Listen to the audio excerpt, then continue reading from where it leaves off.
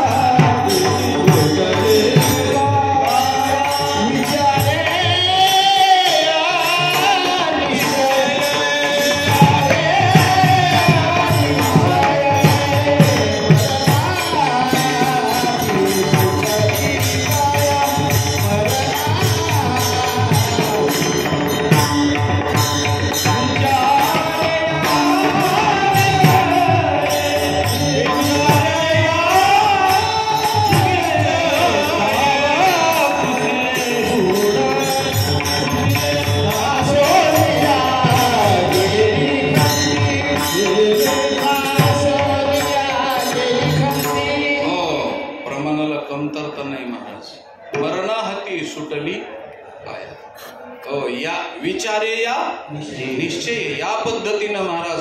हो, म्हणून मी दादाजीचं सांगत होतो.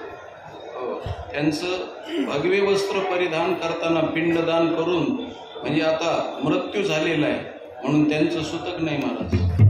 ते गेल्यानंतर सुतक नाही. त्यांची मलिन षोडशी नाही, मध्यम षोडशी नाही आणि उत्तम षोडशी नाही. षोडशी नाही, षोडशी संपली त्यांची म्हणून सुतक नाही, पिंडदान नाही, कारण ते पिंडदान होऊन गेलं. म्हणून संत ब्रह्मज्ञानी दोनदा मरतात महाराज. द्विज दोनदा जन्माला येतात. हो, अशी अवस्था आहे. हो, गृहस्थ घरामध्ये प्रवेश केला म्हणून गृहस्थ, नुसत्या घरात प्रवेश केला म्हणून नाही. गृहस्थ शब्दाचा अर्थ गृहस्थाचे जे धर्म आहेत घराचे त्यांनी पूर्णपणे पाळले आणि त्या धर्माला तो विन्मुख झाला नाही, तो गृहस्थ असतो. आणि त्याच्यामध्ये उत्तम कामगिरी केल्यानंतर सद्गृहस्थ असतो. आपण लबाड माणसाला सद्गृहस्थ म्हणतो.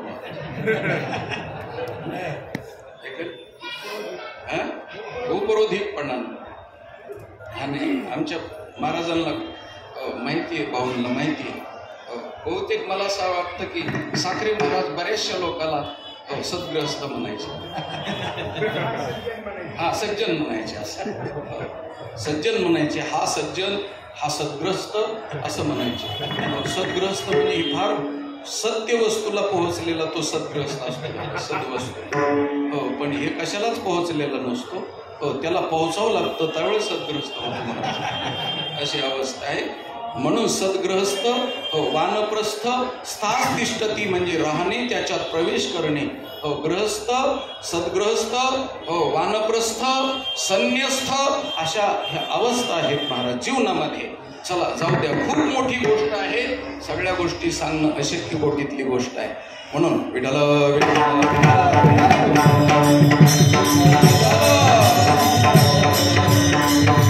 द्विज म्हणजे विद्वान, द्विज म्हणजे पंडित, द्विज म्हणजे ब्रह्मज्ञानी, द्विज म्हणजे अवस्थेला प्राप्त झालेला, जीवनमुक्त झालेला, त्याला द्विज म्हणतात.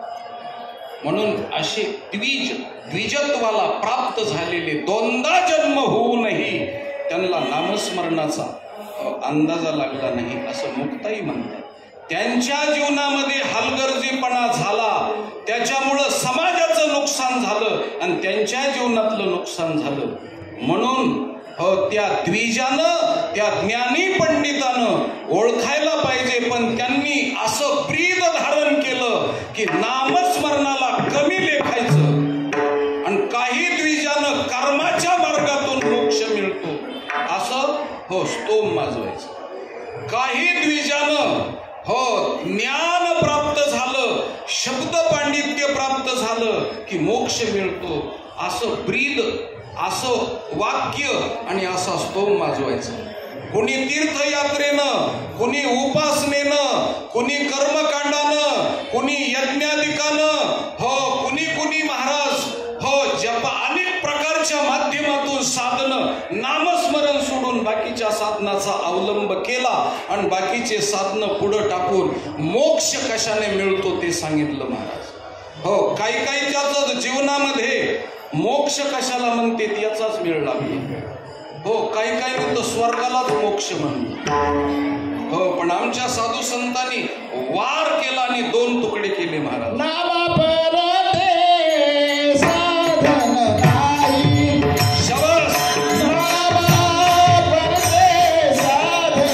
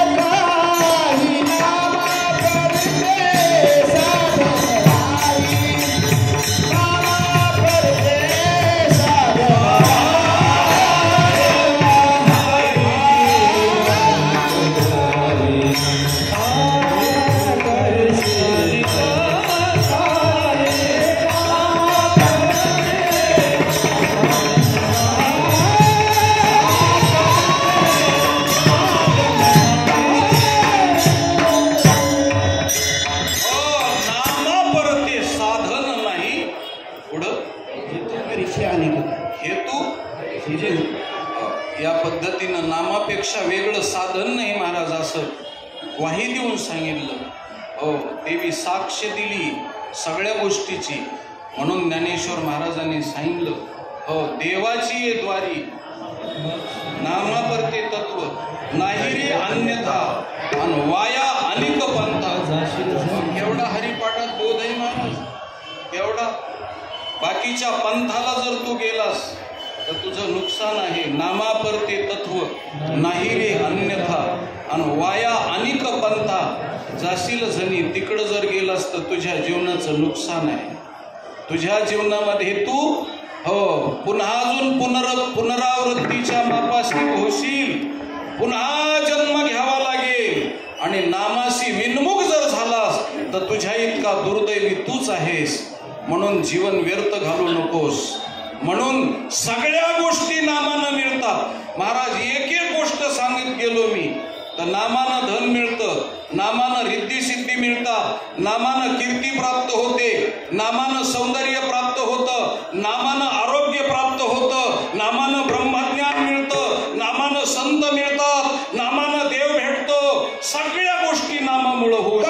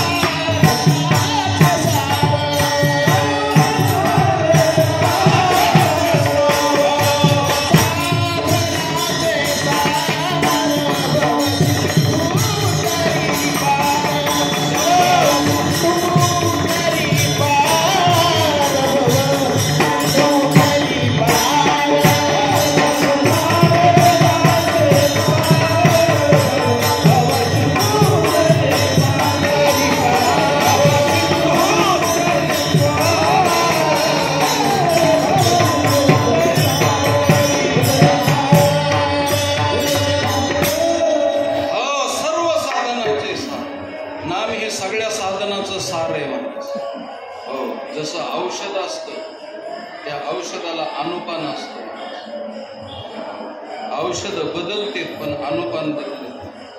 कारण अनुपानाशिवाय औषधाला ताकद निर्माण होते. म्हणून काही औषधं मधात घ्यायचे. मधात म्हणजे मधात नाही. काही औषधं मधात घ्यायचे, काही औषधं तुपात घ्यायचे, काही औषधं गरम पाण्यात घ्यायचे, काही औषधं नुसत्या पाण्यात घ्यायचे. वेगळ्या वेगळ्या पद्धतीनं अनुपान असतं. म्हणून ज्ञानाला नामस्मरण अनुपान आहे. सगळ्या गोष्टीला अनुपान म्हणजे नामस्मरण आहे. फल का मिळत नाही त्याचं कारण आहे की अनुपान चुकलं. भवरोगियासी औषध हे नाम. वाव!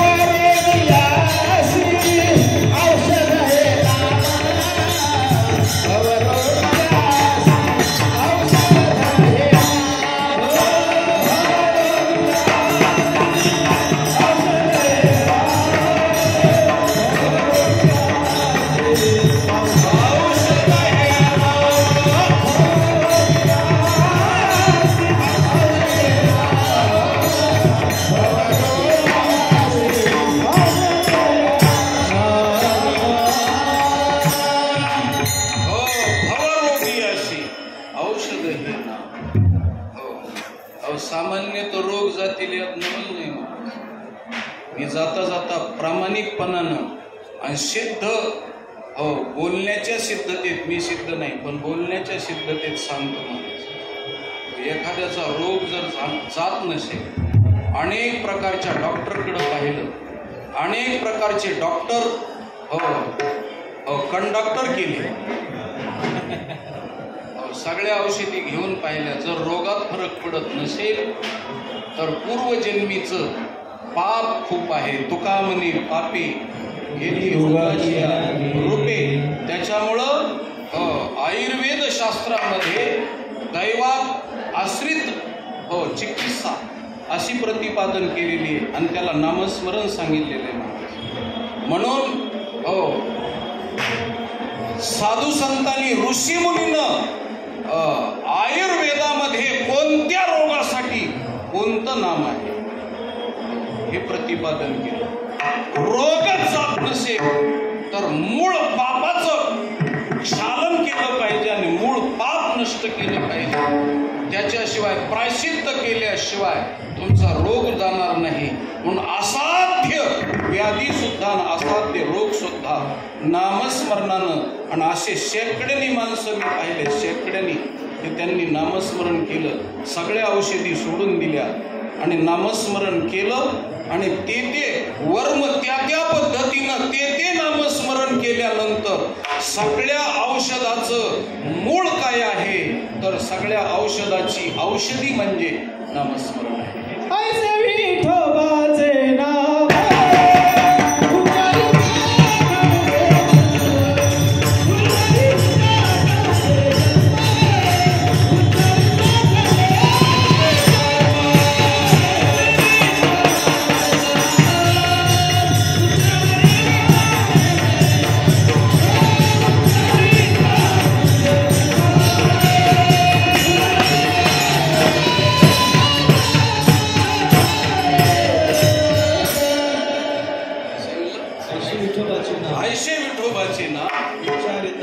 उच्चारिता खंडेकर. वा, सुंदर प्रमाण दिलं महाराज.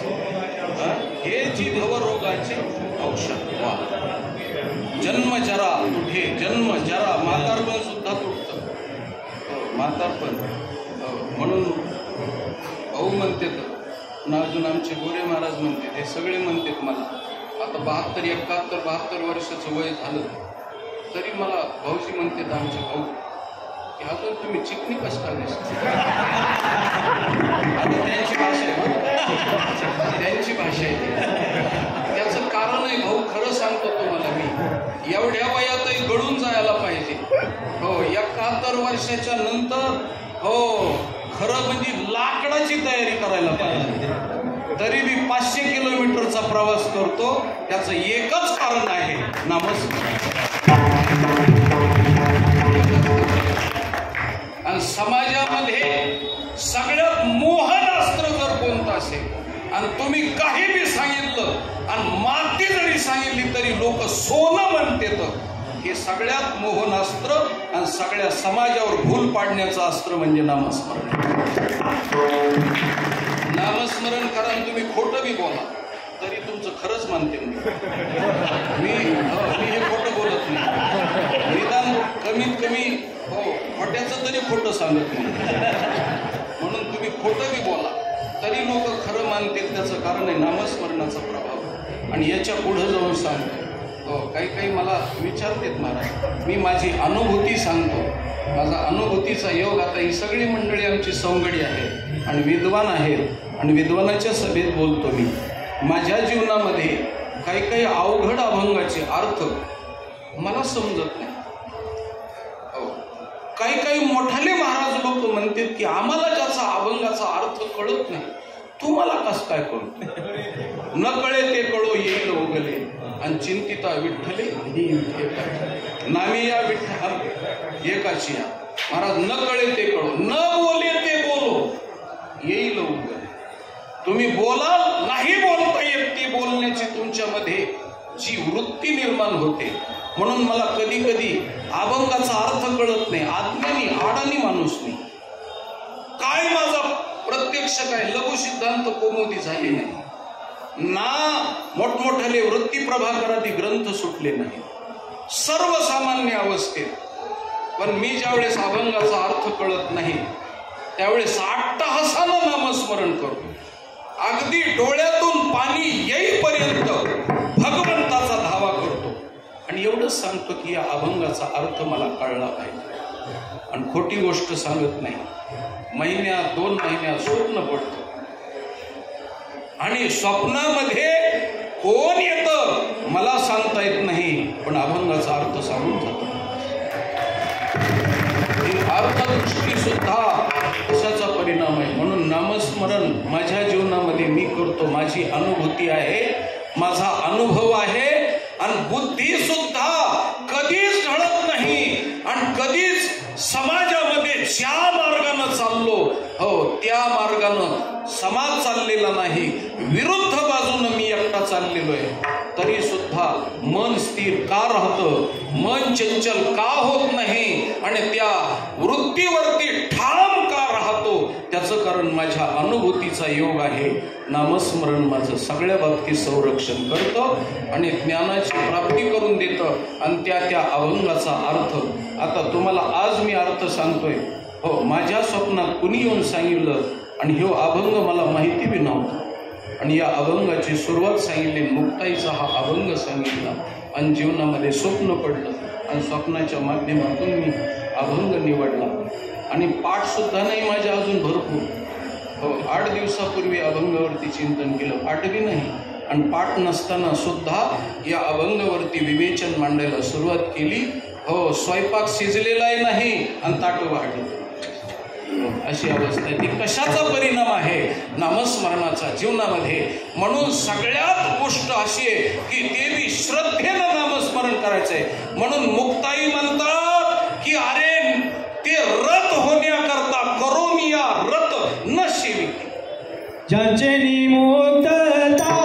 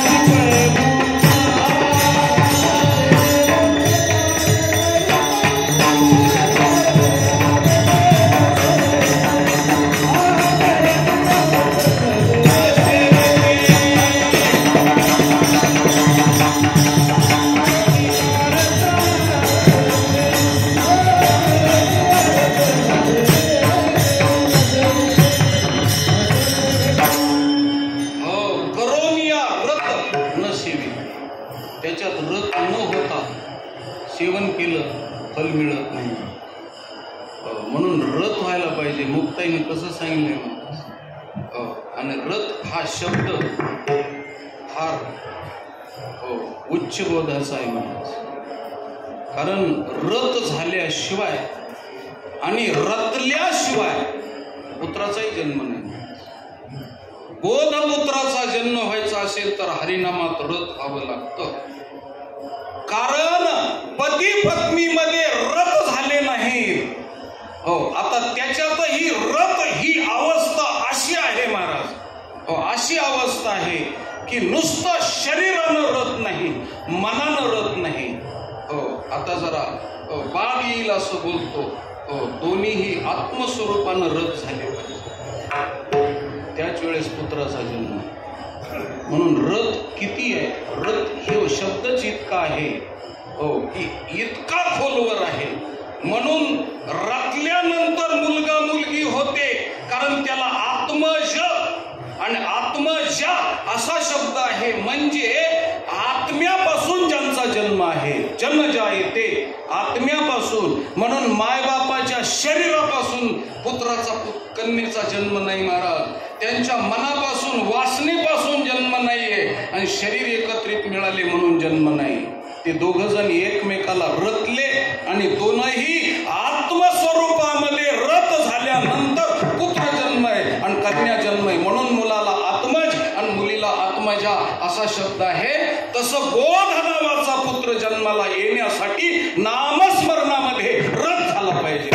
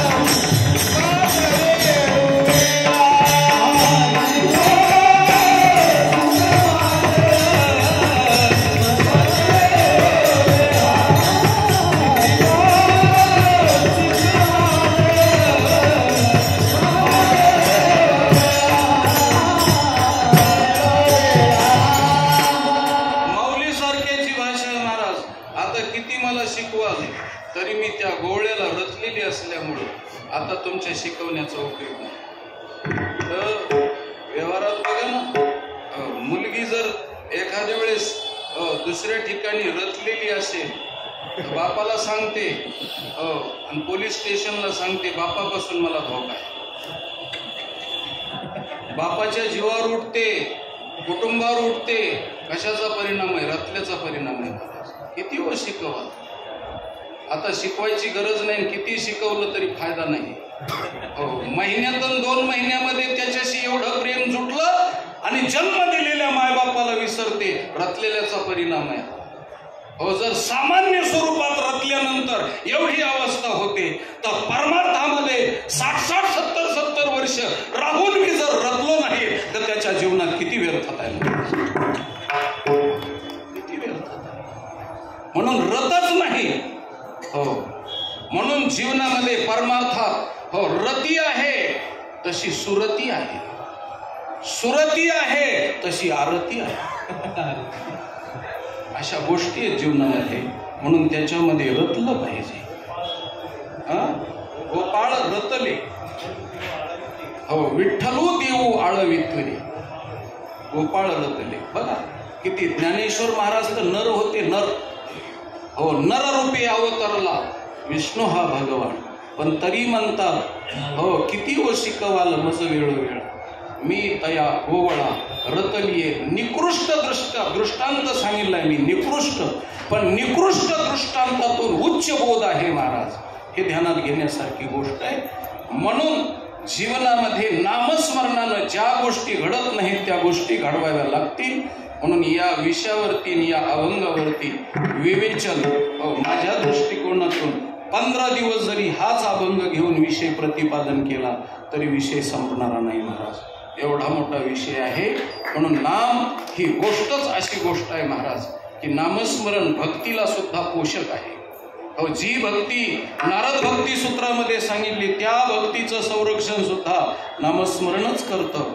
म्हणून सगळ्या गोष्टी भक्तीला पोषक, ज्ञानाला पोषक, योगाला पोषक, हो कर्माला पोषक, उपासनेला पोषक, हो त्याच पद्धतीनं सगळ्या तीर्थयात्रेला पोषक. हो अहो महाराज ज्ञानोबारांनी स्पष्ट शब्दात सांगितलं हो त्रिवेणी संगमी नाना तीर्थे भ्रमी चित्त नाही नामी तरी ते व्यर्थ.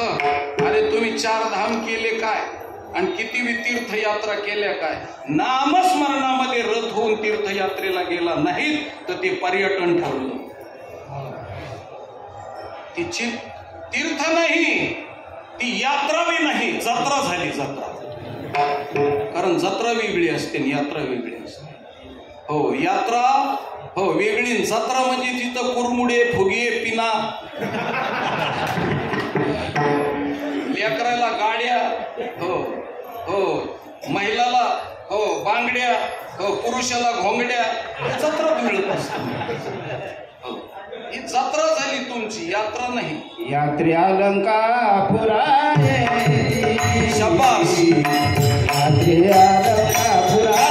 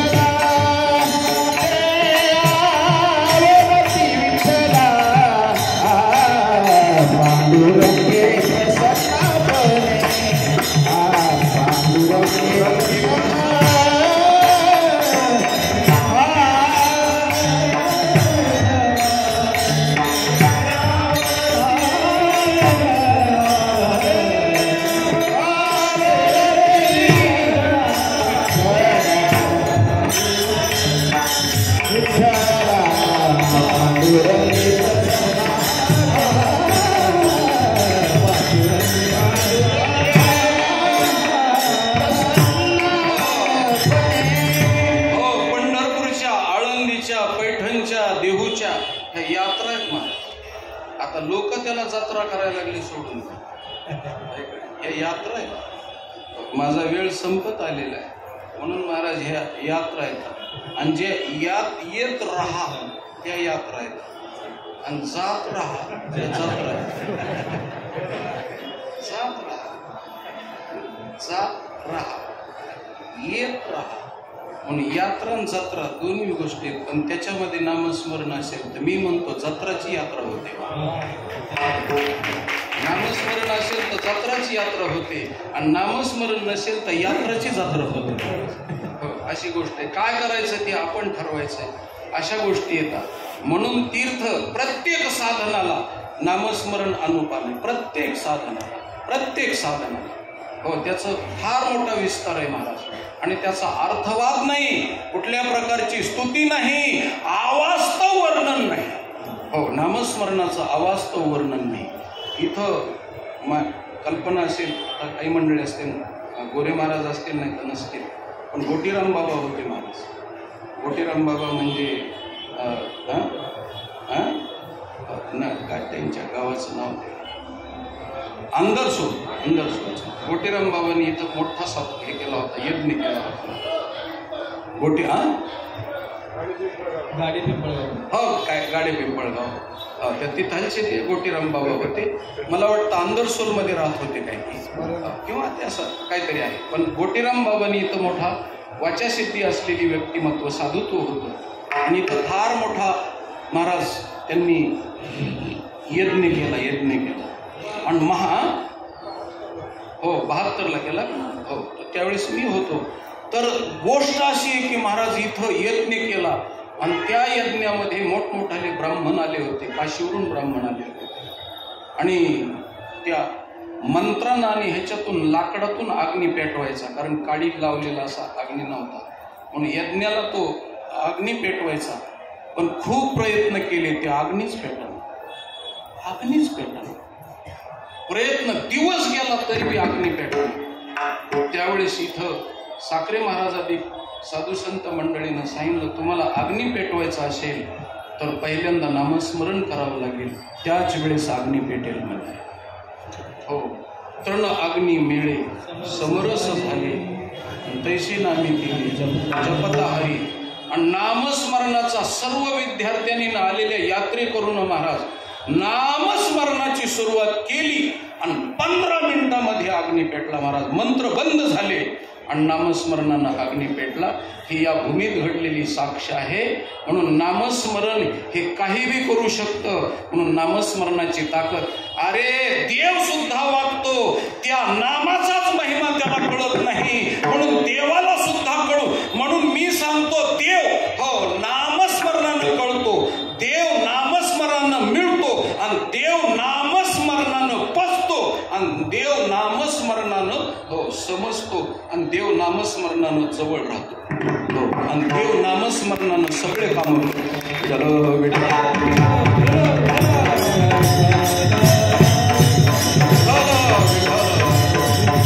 दुसरी गोष्ट, नामस्मरण करण्याकरता अधिकाराची गरज नाही. एम ए झालाय त्यालाच नामस्मरण करता येतं असं काय? हो, ते एम ए झाला काय आणि एका यमाला आठवत नसला काय, आणि एमीच्या बरोबर राहत असला काय फरक पडत नाही. ब्राह्मण क्षत्रिय वैश्य शूद्र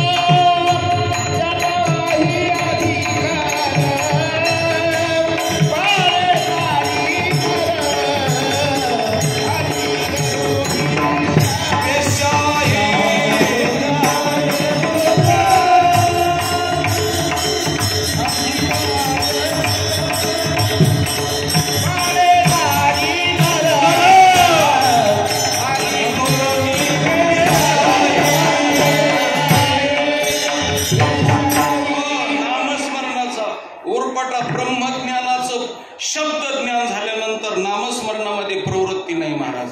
पण हे सगळे एक एक दृष्टांत आहे, एक एक. हो, कोणत्या जातीचा माणूस नामस्मरणानं मोठा झाला, हो सिद्धतेला प्राप्त झाला, कोणत्या वर्णाचा सिद्धतेला प्राप्त झाला, याचे दृष्टांत आहेत महाराज सगळं. म्हणून विपुलता आहे, विपुलता. कोणालाही अरे काहीच नाही करता आलं ना, हो तर पूर्वीच्या काळात थंडी सुटल्यानंतर शेकोटी करायची, आणि शेकोटी केल्याच्या नंतर शेकोटीला राम राम राम राम राम उद्धारच आहे महाराज. शेकाय लागला तरी थंडी निघून जाईल. राम राम. हो, म्हातारपणाला जरी टेकला असला आणि हरी हरी करा म्हणत म्हणत बसलं तरी बी हो उद्धारच आहे.